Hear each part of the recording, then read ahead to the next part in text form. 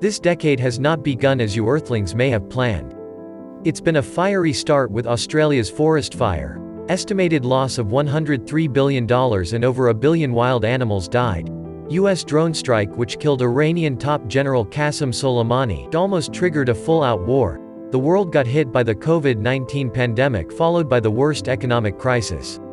Due to this, over 255 million jobs were lost, leading to $3.5 trillion vanishing from labor income. Then we had protests. Black Lives Matter may be the largest movement in US history, peaked on June 6, 2020, when nearly 500,000 people turned out in different cities. India also had the biggest protest in world history. Also named as Farmer Protest, nearly 250 million people participated. The political feud between Trump and Biden, Capitol riot in Washington, Beirut blast in Lebanon. List goes on and on. Political feud and negative climate plaguing all around you. Many of you might be thinking, what the hell with it? I will just start my own country. If so, then grab a seat and get your popcorn ready, because I am going to guide you for this exact proposition. But first we need to know, what can be classified as a country? There are several definitions of what a country is. All in all, a country is a region that is identified as a distinct entity in a political geography. It may be an independent geographic region associated with sets of previously independent or differently associated people with distinct political characteristics. No need to worry, Earthlings. I know it may sound confusing, but that is why I am here for. The keyword here is identified. Suddenly, if majority of UN member states recognize your washroom as a country, then generally it will be accepted as a country. Let's call it Washmania. And you can be the king of your nation sitting in the capital, Toiletica. However, there are few steps you must take to gain international recognition. A country should have a permanent population, and sharing a washroom with multiple people at same time is kind of. So even before starting a country, your favorite, Washmania, got flushed away in your Toiletica. So let's start by finding you a land. If you want, then you can just steal a territory from another country. But for this you need guns. Lots of guns. In case you manage to occupy someone's territory, after that you have to defend it, since they won't be happy about your intrusion. If you want to form your new country peacefully, then probably it is better to claim unclaimed land.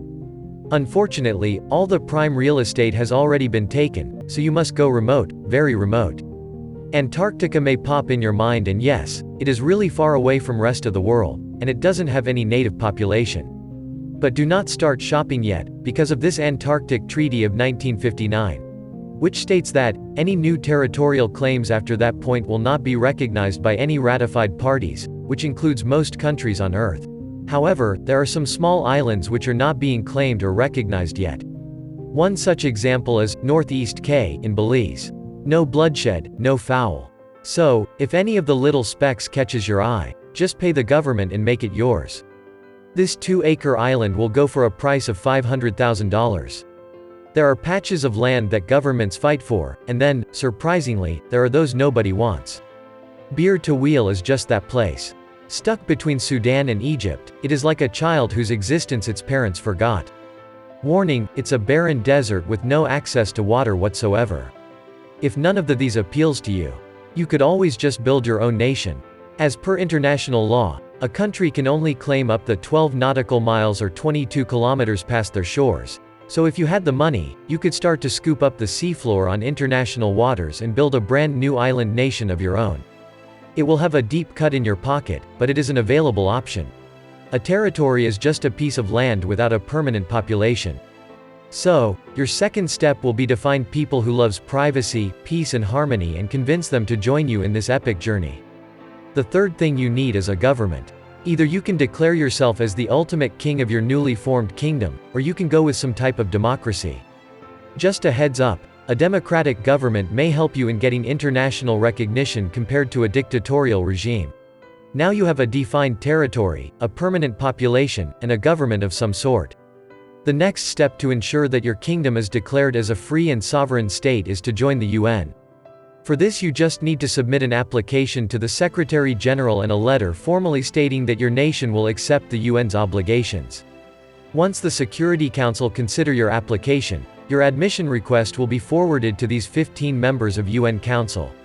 You must receive a positive vote from at least 9 council members, provided none of the permanent members have voted against you.